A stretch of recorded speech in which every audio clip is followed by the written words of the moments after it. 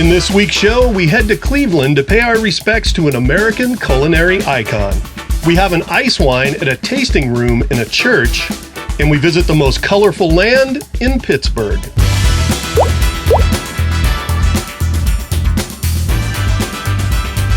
What you snacking on over there, Toni Tao? Ripples. Where are we heading to? Geneva State Park. It's up in northern Ohio on Lake Erie. We have never been there before. Looking forward to it. I'm looking forward to it too. This is a pretty drive though. The drive up, we were on Highway 7 that kind of followed the Ohio River for a bit. It's going to be 4 days of kind of just rest and relax because, you know, we party harded with the coffers. We stayed pretty tame, although we did break out the Boom Boo rum. Yeah, the bamboo was good.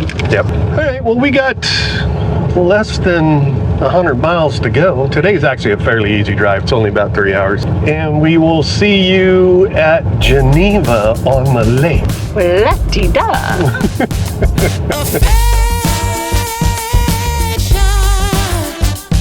You gotta give it away, give it away, give it away to the ones you love. So we made it to Geneva on the lake campground. If you do wind up coming here, just know that where you check in, the potable water is on the opposite side of the building. So since we're an electric only site, we will fill up the fresh tank because we're here for 4 days, and we can definitely go 4 days on a full fresh tank.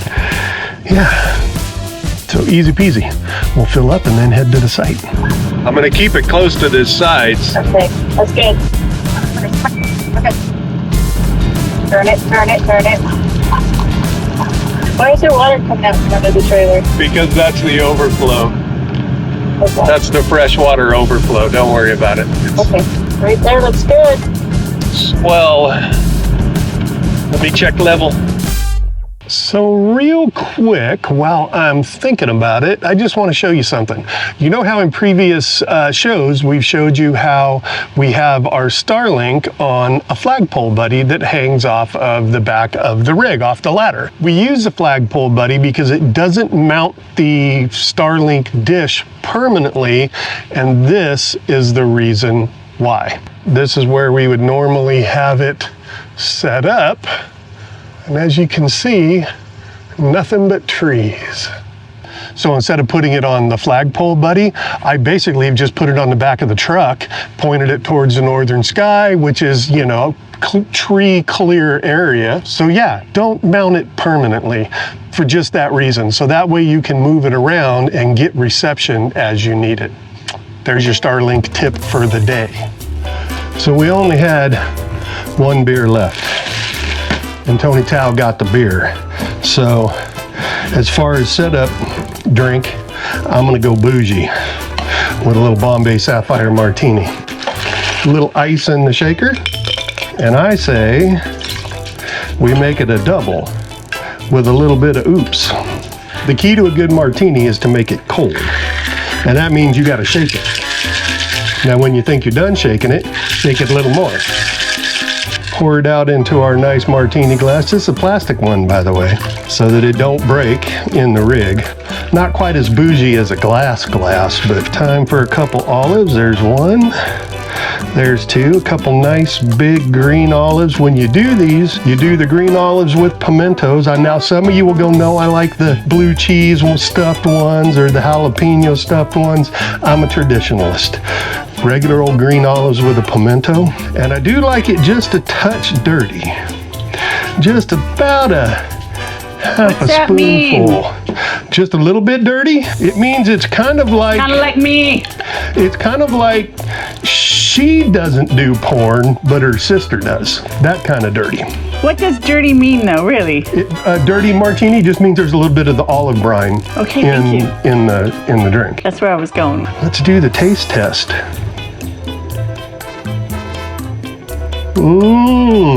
That's good because it's super cold. It's cold to the point where there's a little bit of ice chips on the top of the pond. That's the way you want it. Just a little ice chips in there. Give us a moment. We have to figure out what RV god we are going to sacrifice these to. So in the short amount of time that it took me to reposition us on the couch with our cocktails, Toni Powell says she has an RV god to toast to. Who might that RV god be? Let me get my drink. Who is it? It's no RV god. It's no RV god. What is today? Today is Memorial Day. I think we should toast to our fine people in the military. Well, you only toast to the people in the military on Veterans Day. Memorial Day, I think that's an absolutely brilliant idea. So we are going to toast to all of those fallen soldiers. Hear, hear. Thank you. Yes, absolutely. Thank you. It was time for some adventures in the Cleveland area, so we hit up our old friend Atlas Obscura. For our first stop, it sent us to the All Souls Cemetery in Chardon, Ohio. Now I know you're thinking, why a cemetery? But just go with us on this one. All right, so we found what we're looking for. As you can see from the walk in, or the drive-in, we're in a cemetery. So I'm just going to go in because we don't want to take Gracie in here just to be respectful. But we're here to see the final resting place of a gentleman who y'all know. And he is basically responsible for some of America's culinary memories, especially if you're a Gen Xer, like a latchkey kid, like Toni and I are. Because I will guarantee you'll know this man's name. He worked at the Plaza Hotel in New York City as a chef. He then left the Plaza and came to Cleveland, opened up an Italian restaurant. That's another hint for you. And then the neighbors that frequented his restaurant asked him to start selling his sauce. So he started to put it in jars and he started to sell his sauce. That turned into a huge culinary conglomerate. And again, you know this man. His flavors are burned into the American culinary psyche. This is his final resting place. I, of course, am talking about Hector Boiardi, also known as Chef Boyardee.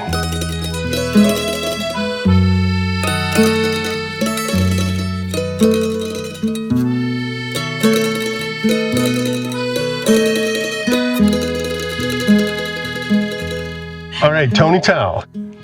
She stayed inside the truck with Gracie because we wanted to be respectful. But you cannot be this close. That's a great blue heron. Is it? Yep. Wow, that's kind of cool. It's flying over the cemetery. It's a sign. It's a sign that Toni Powell must go in and see the grave of Chef Boyardee. Okay, so I'm going to make this statement. Okay. And if our viewers out there can confirm or deny this statement.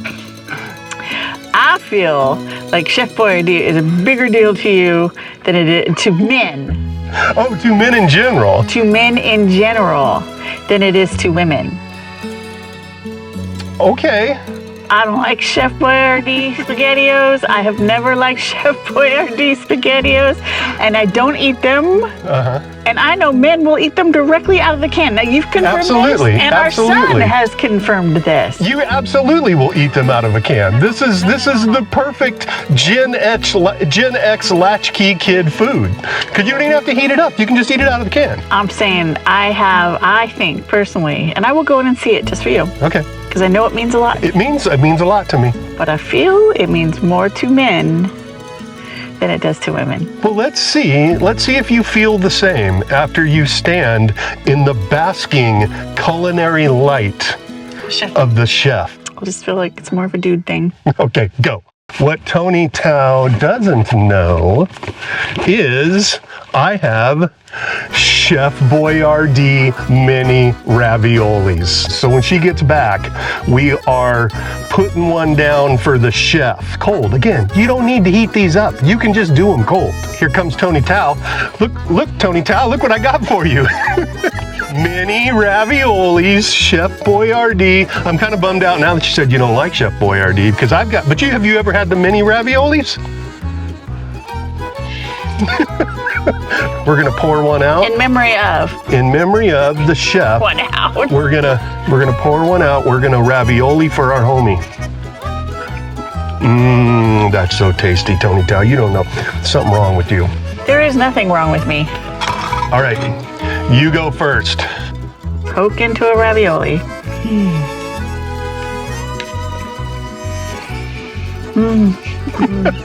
No, not so much? Not so much. No respect for the chef.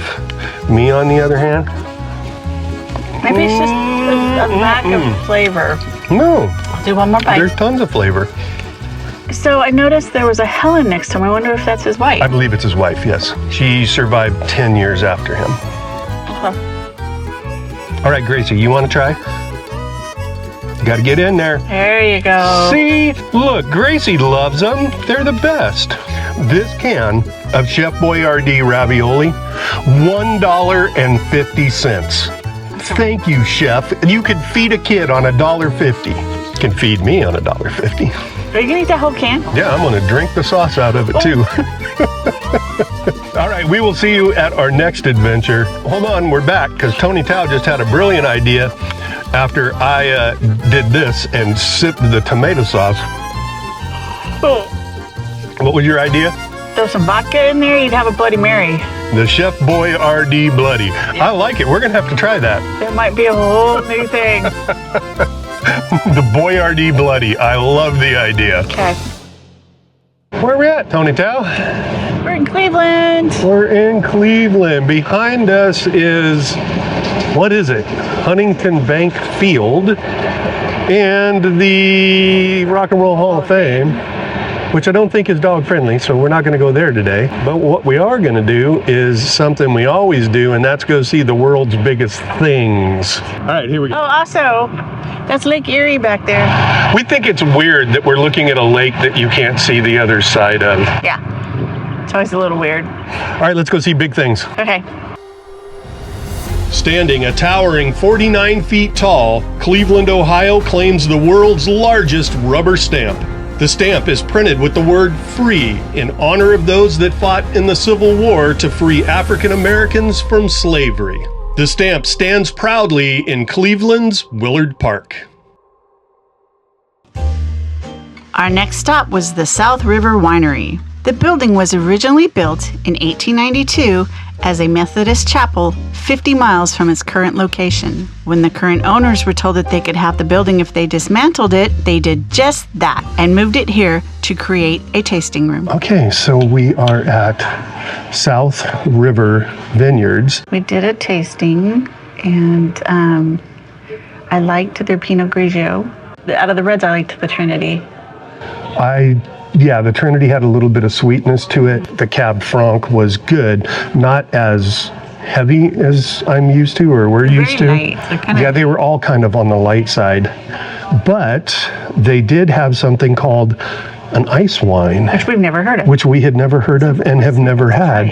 So apparently these are harvested in the middle of winter when it's the coldest point of winter. They're supposed to be like super sweet wines. They're thicker and a little more viscous. Yeah, a little thicker, kind of like a port. So you have one that's made out of Concord grapes. They're just calling this a blush. I'm not sure what grapes it is, but let's give them a try. Oh, that's sweet. Ooh, dude. Ooh. That's grape juice. That's like super sweet grape juice. Ooh, that's sweet. Yeah, these are super sweet wines. You're going to take it easy on this one. The Concord one is not just sweet, but it's kind of boozy. I can definitely see. I like this one. Do you want to trade? Yeah, we can trade. That's fine. This one has honey, and I can taste the honey. It's a strong honey. Yeah, both Toni. of these are, but they're really good. But I honestly, since they're pouring them in a small glass, I really don't think you can drink much more than just a small glass of them because they're so sweet. All right, we're gonna finish the wines, and I'll just do a little montage of all of the cool things around South River Vineyard.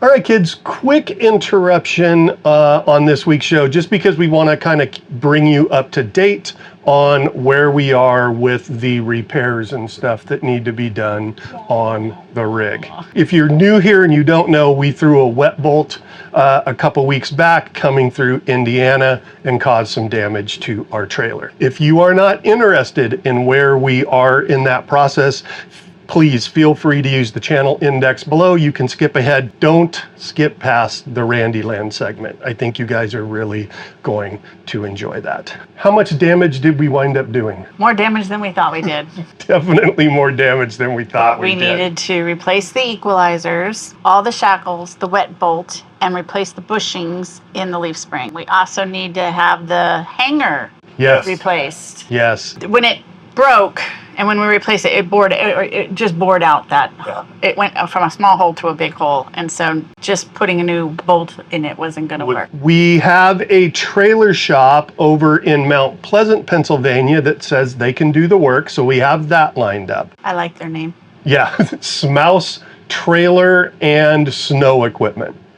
We just like saying Smouse. The equalizers, we ran into a problem with the equalizers. The equalizers are Road Armor by Lippert. We called Lippert because I couldn't find them anywhere online, and Lippert tells me, well, they are under a revamp, that product line, they're not available. But in steps Brinkley customer service. And I can't stress enough how amazing Brinkley has been with us. So when I called customer service, and talked to Judd there at Brinkley, he said, well, let me check with our parts department and see if we still have any of those around. I'll call you back in about a half an hour. So he calls me back in a half an hour and he says, yes, we have Road Armor equalizers. I'm gonna send a couple of them your way. I said, okay, do you want a credit card number? Because we're out of warranty. He goes, no, we're just sending them your way. So we're out of warranty and they still are gonna send us the equalizer. You're still helping us out. Yes, yes, so 2 thumbs up. Get your thumbs up there for Brinkley customer service. You guys have been great every single time. Okay, so how do we feel about this? We were, doing the family reunion and we were moving forward. And bricks on the travel. Yeah, we've been here in Pittsburgh for 2 weeks. 2.5, and we have another week or so to go. So when these things happen, there's a couple of ways that you can react to it. A, you can get pissed off and bummed out because all of your plans have to change and your rig's broke, or not. Honestly, just try to make the best out of it. I mean, so we can sit around being depressed about it, or take the time to really explore the area that we're stuck in. So our attitude is enjoy the area. And we have Primanti Brothers sandwiches. Burnt almond tort. Got to get me out of here before I eat too much of those. Since we had time to kill in Pittsburgh, we started looking for things to do and to highlight on the channel.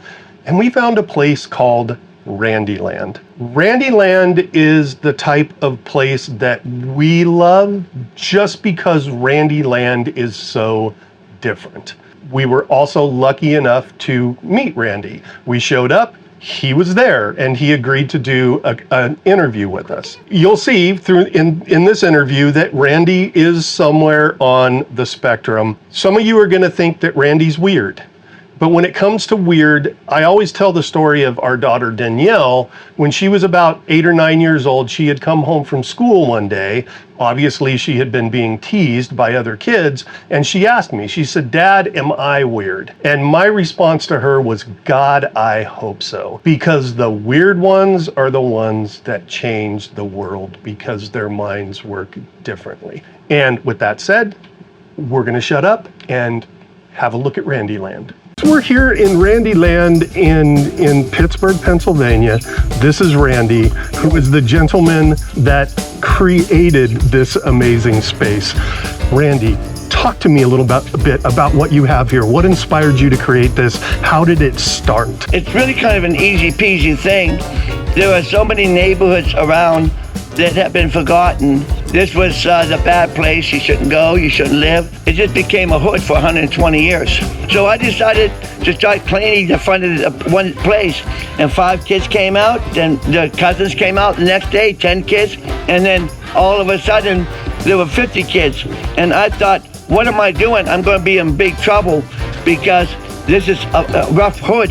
Before you know it, about a month in, some person called Mr. Randy, and I thought it was going to get yelled at, and here they offered me a barbecue. And so everybody started being nice, and I'm still here. I teach people to tinker and to go to your heart. If you got roots and stalks and a bud, learn to open a petal a day. Do something for the world to make it a better planet. And then that's what keeps me good. It keeps me energized. And now we have 35 blocks that we built. Holy smoke. Yeah, 800 gardens, 50 vegetable gardens, and 8 parks. How did you wind up with this place? Oh, they were going to tear it down. So in '94, I bought it for $10,000 on a credit card. Otherwise, I wouldn't have a house. I'm retired, don't make much money, and I'm very, very, very, very, very, very, very, very, very blessed because I would be homeless.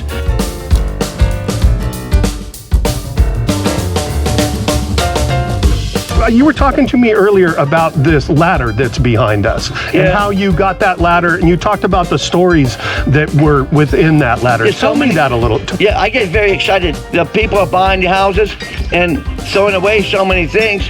But like this ladder I was talking about here, I know that ladder was in that house for at least 60 years because I knew that house. It's a good ladder.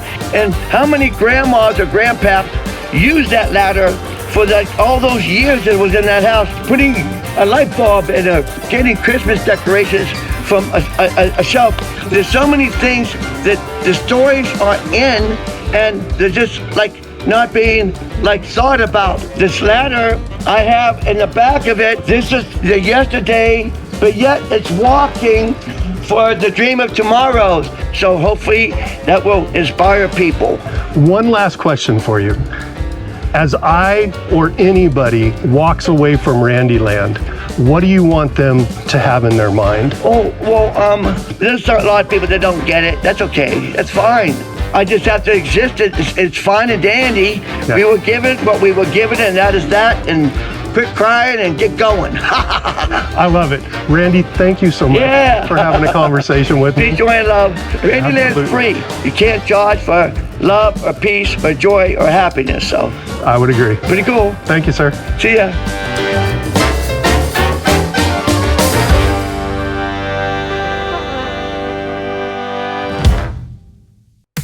Okay, one last thing on Randyland before we wrap this all up. While I was researching Randyland, I put it in and a website came up, and you're gonna get it too. It's the very first hit. The URL is randyland.club. I'm not quite sure what these people are doing, but they're definitely trying to sell you tickets to Randyland. And just know, because you just heard Randy say it, Randyland is absolutely free. You do not need tickets to go to Randyland. But also feel free. Randy's got a little store there with some things. Pick something up.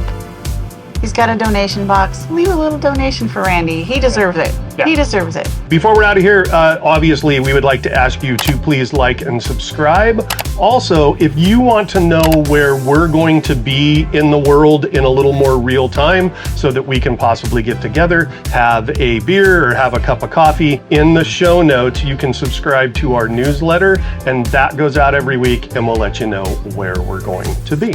And with that, we are out of here. We'll see you next week.